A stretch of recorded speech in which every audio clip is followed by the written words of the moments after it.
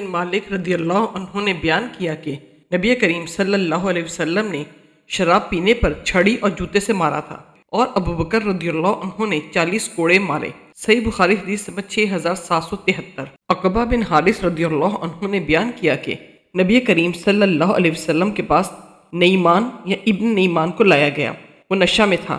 حضرت صلی اللہ علیہ وسلم پر یہ ناگوار گزرا اور آپ نے گھر میں موجود لوگوں کو حکم دیا کہ انہیں ماریں۔ چنانچہ لوگوں نے انہیں لکڑی اور جوتوں سے مارا، اور میں بھی انہی لوگوں میں تھا جنہوں نے اسے مارا تھا۔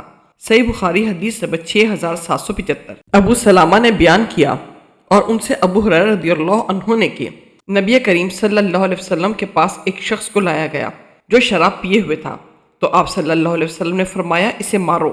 ابو ہریرہ رضی اللہ عنہ نے بیان کیا کہ ہم میں سے بعض وہ تھے جنہوں نے اسے ہاتھ سے مارا، بعض نے جوتے سے مارا اور بعض نے اپنے کپڑے سے مارا۔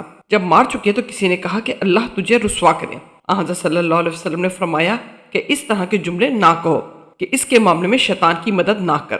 صحیح بخاری حدیث نمبر 6777۔ سائب بن یزید نے بیان کیا کہ رسول اللہ صلی اللہ علیہ وسلم اور ابو بکر رضی اللہ عنہ اور پھر عمر رضی اللہ عنہ کے ابتدائی دور خلافت میں شراب پینے والا ہمارے پاس لایا جاتا تو ہم اپنے ہاتھ، جوتے اور چادریں لے کر کھڑے ہو جاتے اور اسے مارتے۔ آخر عمر رضی اللہ عنہ نے اپنے آخری دور خلافت میں شراب پینے والوں کو 40 کوڑے مارے، اور جب ان لوگوں نے مزید سرکشی کی اور فسق و فجور کیا تو 80 کوڑے مارے۔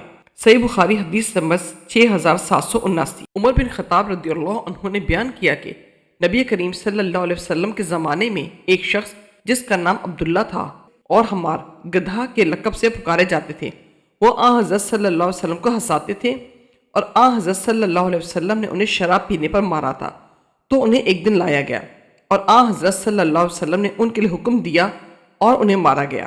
حاضرین میں سے ایک صاحب نے کہا اللہ اس پر لعنت کرے، کتنی مرتبہ کہا جا چکا ہے۔ حضرت صلی اللہ علیہ وسلم نے فرمایا کہ اس پر لعنت نہ کرو، واللہ میں نے اس کے متعلق یہی جانا ہے کہ یہ اللہ اور اس کے رسول سے محبت کرتا ہے۔ صحیح بخاری حدیث نمبر 6780۔ حضرت عبداللہ بن عباس رضی اللہ عنہما نے بیان کیا کہ نبی کریم صلی اللہ علیہ وسلم نے فرمایا جب زنا کرنے والا زنا کرتا ہے تو وہ مومن نہیں رہتا، اور اسی طرح جب چور چوری کرتا ہے تو وہ مومن نہیں رہتا۔ صحیح بخاری حدیث نمبر 6782۔